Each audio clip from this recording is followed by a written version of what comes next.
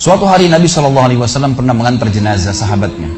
Waktu jenazah tersebut ditaruh di kuburan, kata Nabi SAW, kalau seseorang mukmin meninggal dunia, siapa orang mukmin teman-teman sekalian? Orang yang sudah menggabungkan antara rukun Islam sama rukun iman.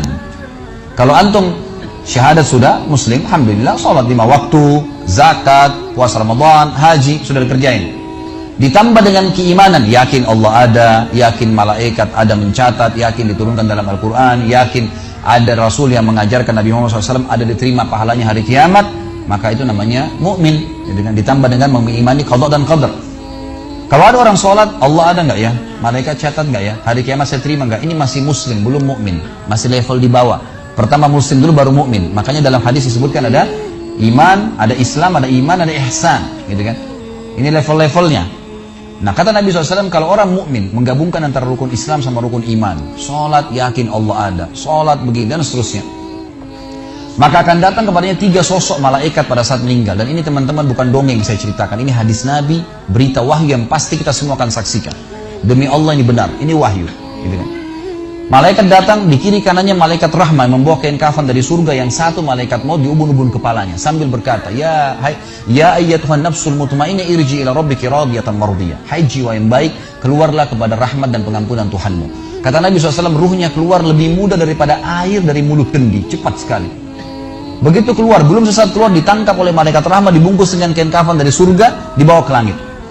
Begitu dibawa ke langit, menembus 7 lapis langit, semua malaikat-malaikat di atas langit sana berkata, ruhnya siapa ini? Sungguh mulia ruh ini. Kenapa? Kata Nabi SAW, karena ruh itu mengeluarkan bau yang lebih wangi daripada bau kasturi. Semoga kita semua insya Allah termasuk. Maka kata Nabi SAW, malaikat rahmah mengatakan, ini fulan bin fulan, namanya yang paling mulia di dunia. Lalu kemudian ditembuskan sampai langit ke-7, lalu kemudian terdengar suara dari langit ke-7. Allah Azza wa Jalla berkata, catatkan hambaku ini termasuk penghuni surga, kembalikan dia di dunia, di sana saya ciptakan, di sana pula saya akan bangkitkan. Diantar ruhnya bersamaan jasadnya, diantar oleh kerabatnya. Baru 3 langkah mereka jalan, dia masih bisa, ruh ini masih mendengarkan suara sendal mereka. Lalu malaikat datang mendudukkan dia lalu berkata, siapa Tuhanmu, siapa nabimu, apa kitabmu? Lalu dia kalau orang beriman, kata Nabi SAW, Allah berfirman, yuthabbitullahu alladhina amanu bil qawli tsabit fil hayatid dunya fil akhirah. Allah akan tetapkan jawaban di lisan orang-orang beriman di dunia. Kalau dia belajari agama ini lalu ditanya kenapa kau sholat, kenapa kau puasa, dia akan punya jawaban dari wahyu. Dan di akhirat, kata ulama tafsir, adalah yang dimaksud pertanyaan mungkar nakir atau malaikat di kuburan. Ringkas cerita adalah dia akan menjawab, Tuhanku Allah, Nabiku Muhammad, kitabku Al-Quran. Pada saat dia jawab jawaban itu teman-teman sekalian, maka tiba-tiba saja kata Nabi SAW, malaikat tersebut membukakan baginya pintu neraka, azab, siksaan, orang teriak-teriak, api yang berkobar-kobar, dia ketakutan. Kata malaikat, lihat dari apa Allah selamatkan dirimu. Karena kau beriman, kau nggak jadi masuk sini. Ditutup. Supaya dia tahu nih, kalau dia berbuat salah akan masuk situ. Ditutup. Dibuka pintu surga, dayang-dayang, permadani, istana yang luas, luar biasa. Dia gembira.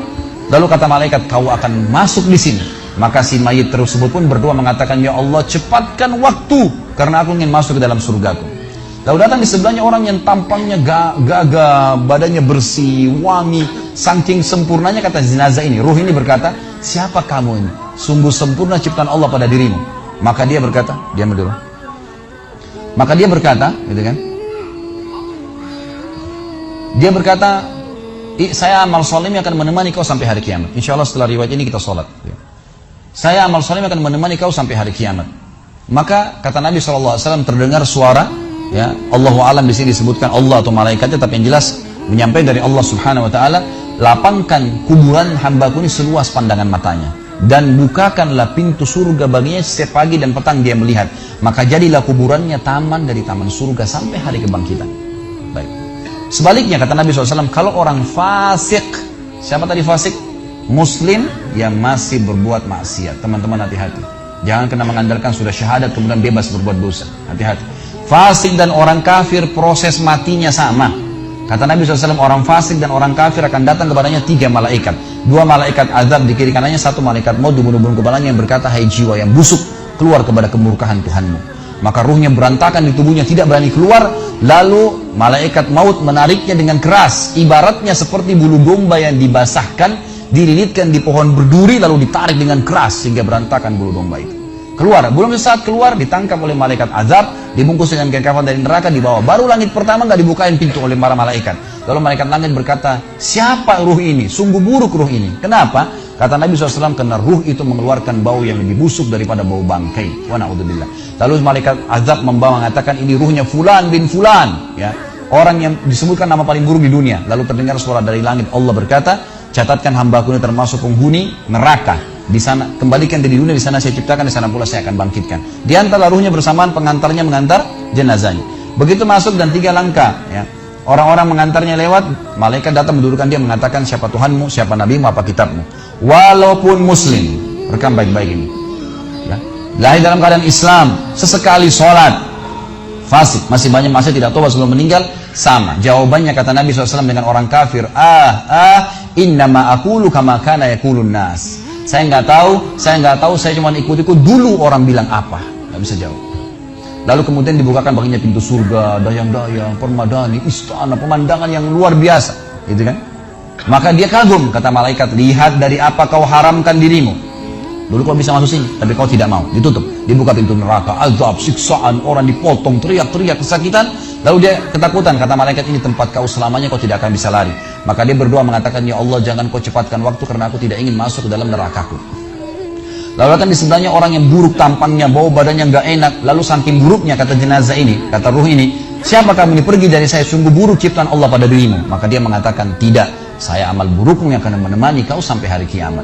Lalu dalam penutupan hadis Bukhari ada 2 riwayat. Yang pertama, Allah Azza wa Jal, ya, mengirim kepadanya malaikat yang tidak punya penglihatan dan pendengaran. Allahu alam bagaimana ini, yang membawa sebuah besi, yang kalau besi itu seluruh jin dan manusia bersatu mau membalik saja mereka tidak mampu. Bayangkan seluruh jin miliaran, seluruh manusia miliaran, balik saja mereka tidak mampu. Ini saking kuatnya malaikat tersebut. Maka menghantamkan ke tubuh orang ini, hancur, diutuhkan kembali lagi. Begitu terus sampai hari kiamat. Riwayat yang kedua mengatakan, Allah Azza wa Jal membuat dinding kuburannya merengut tubuhnya, menjepit tubuhnya sampai seperti ini tulang rusuknya. Kembali lagi. Kata ulama hadis digabungkan keduanya. Dipukul sambil diremukkan, dikembalikan lagi. Begitu terus sampai hari kiamat.